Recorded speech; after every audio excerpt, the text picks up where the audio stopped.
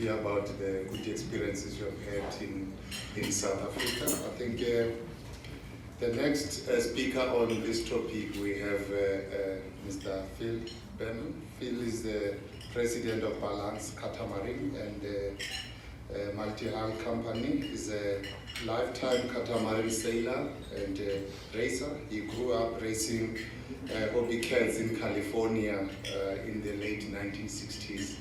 I will not really ask Phil how old you are, I will leave it there.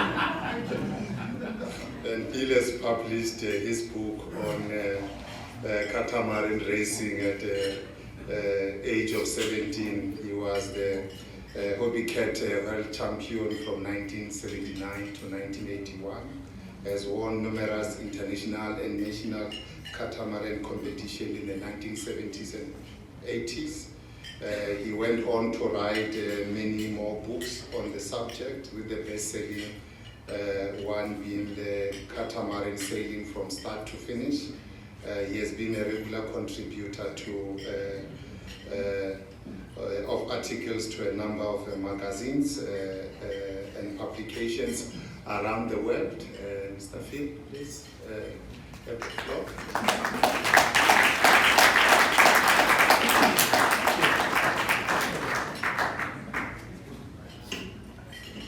Madam Ambassador, thank you very much for hosting this lovely event.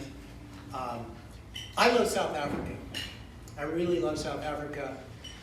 And there's two major things that influenced my life. One was South Africa and the other was hobby cats.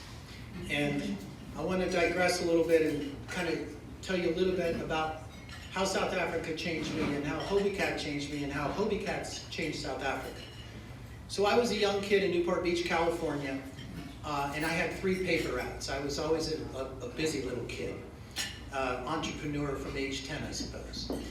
And one day I was riding my bicycle, delivering a paper, and I saw a big catamaran in the yard of one of my customers. And I got fascinated with this catamaran. And then a couple weeks later, I saw a little smaller catamaran, and it was a hobby cat. So I knocked on the door, and I'm trying to get my collections. Back in those days on the paper route, you had to collect money from your customers. And I said to the guy, I was only 12 years old, I said, I love that boat. And he goes, well, hey, Grammy, like Hobie gave that to me. I go, what do you mean Hobie gave that to you? He says, oh, well, I produced all the movies for Hobie Cat with the boat flying out of the waves and all this kind of stuff. And he says, I'll sell that boat to you, Grammy, for a really good price, you know.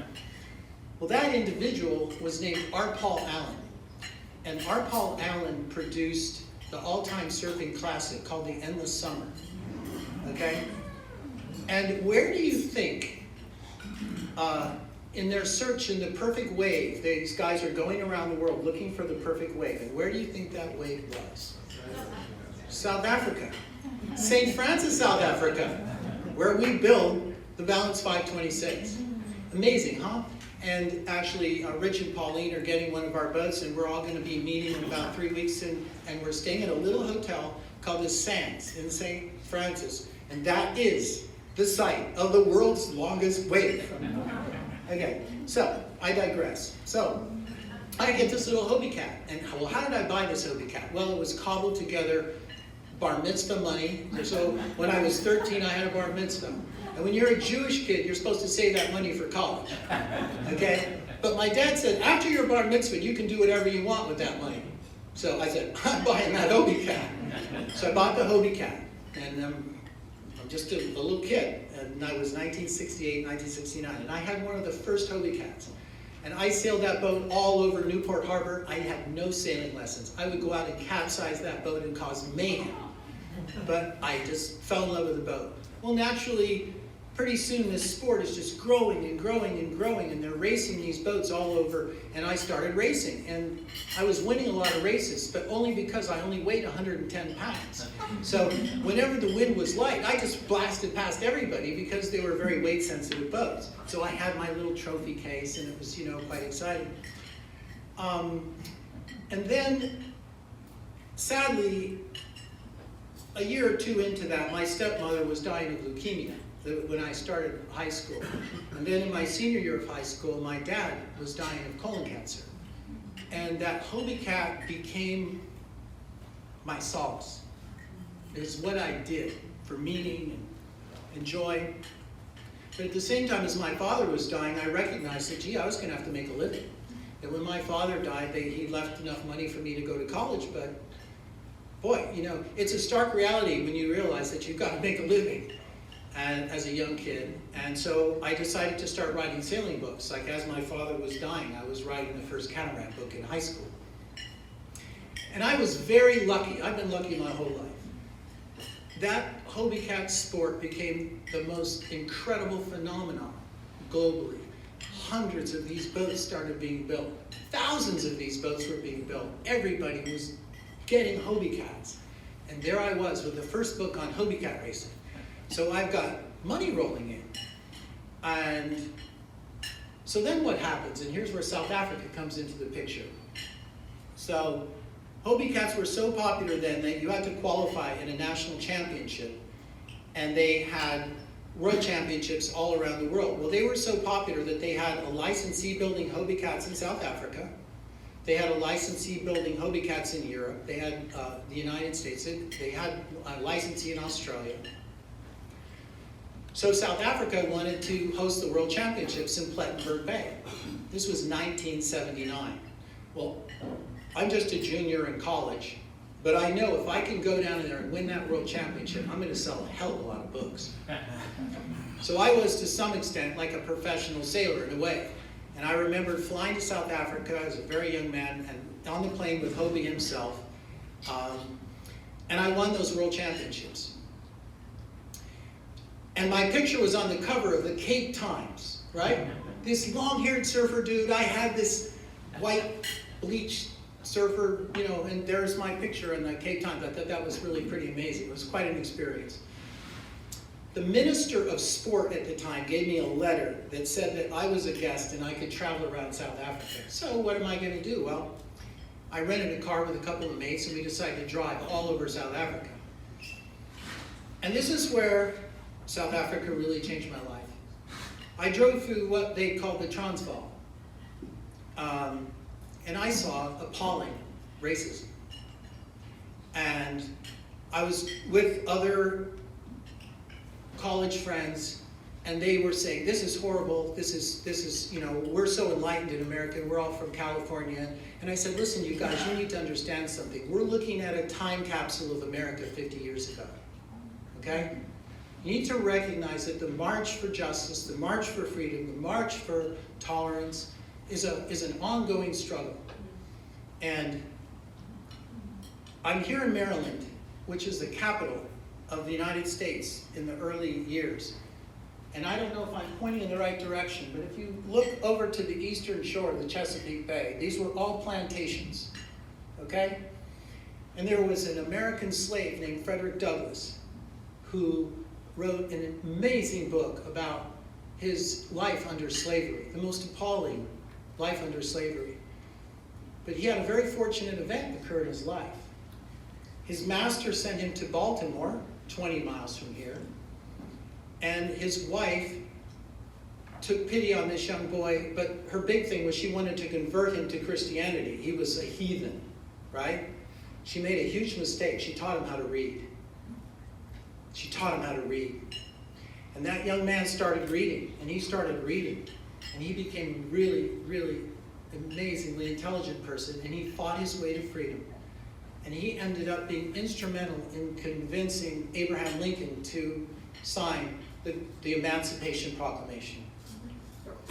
And my love of South Africa is tied to my love of Mandela. Because I was in South Africa as a young man under apartheid. I won those world championships under an apartheid government. And I wasn't racially aware or racially conscious at that age. But being in South Africa and seeing all that changed my life. I ended up studying race and tolerance and those issues, and it's become a really big, important part of my life. And hilariously enough, I suppose, my son is getting a PhD right now in the philosophy of race in New York City and teaching in that subject. And so South Africa, the Rainbow Nation, is something I really care about. And when I'm in South Africa and I'm watching everybody work and I'm seeing the teams that we have together, blacks and whites and all these people working together, that is a dream of hope. The South African is a dream of hope. It's a dream of equality. It's a dream of people living together, pulling together, working together. And let me tell you something, I feel a huge load of responsibility to keep selling these damn boats. Because I love seeing these people working, and I like seeing South Africa growing, because it's an extraordinary country. And I tell people, I never tire of going to South Africa. I go to South Africa, the food, the dance, the culture, the rhythms, the soul of South Africa is huge.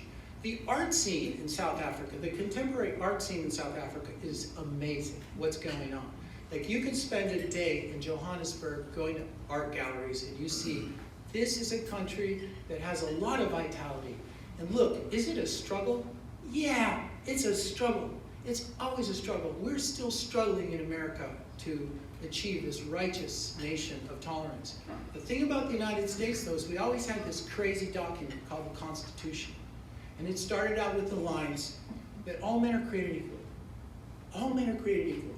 And that has always been the touchstone that drove African Americans to fight for freedom, to fight for justice. So you look at Mandela, he looked to Martin Luther King, he looked to Frederick Douglass, he looks to Gandhi, and nonviolent. What he did in South Africa is a miracle to have transformed that nation. And I had the wonderful pleasure of being invited by your embassy to listen to Cyril Ramaphosa, current president of South Africa, when he gave a delivery to the United Nations. And I looked at him and I said, man, you got a tough job, buddy. He has a tough job. It's a tough job, but he's doing a good job. He cares. And the support that we get from you is amazing to me. And I want to thank you all from the bottom of my heart for the care and consideration that you give to the South African boat building community. And I look around this room and I think of all my South African friends. Kevin, you sold your first boat with me 20 years ago, right? You sailed over here, a scraggly guy who built his first boat, and Rudy, and you know, we're all, and Duncan, by the way, was an absolutely lovely man. I knew him very well, and his passing was a very, very sad thing. Duncan was the classic South African. You know, the statement they have, "Boer maak 'n plan." This was a farmer that made a plan. And this was a farmer that did everything himself. You know, even in his 70s, he'd come to these boat shows and he had to wax his own boat. You know, this was a guy that just rolled up his sleeves and did his thing. And that energy in South Africa is really quite extraordinary. So I just want to say that I'm honored to be building in South Africa. I love traveling there. And I really appreciate the government and all the support that you give us. And to any of you that haven't visited South Africa, what a country. I'm telling you, when the air comes up onto the Cape, it's been purified all the way up from the bottom of the world. You could bottle it, as Andrew joined me down there and he said, if you could bottle it, you could sell it. The air is so clear and so beautiful. The fish, the food, the rhythms. So you go to Cape Town and if you go out and listen to music, you are absolutely going to love it. So, what is this that you were putting? Does this say stop? In any event, to all of my fellow boat builders, we are all together in the same industry. We're pulling together. We help each other. We are joined at the hip in South African boat building. But by the way, Mark Delaney, I'm honored to be here with Mark Delaney, who's building the Balance 482 in Cape Town. Mark employs over 300 people in Cape Town. And he's a second generation boat builder. And by the way, speaking of investment, so you know, on the walk over here together, Mark said, Phil, why don't we build a boat together and own it together? And I said, you know, Mark, that may be a good idea. So we'll be investing in South Africa. I promise you, Ambassador. Thank you very much.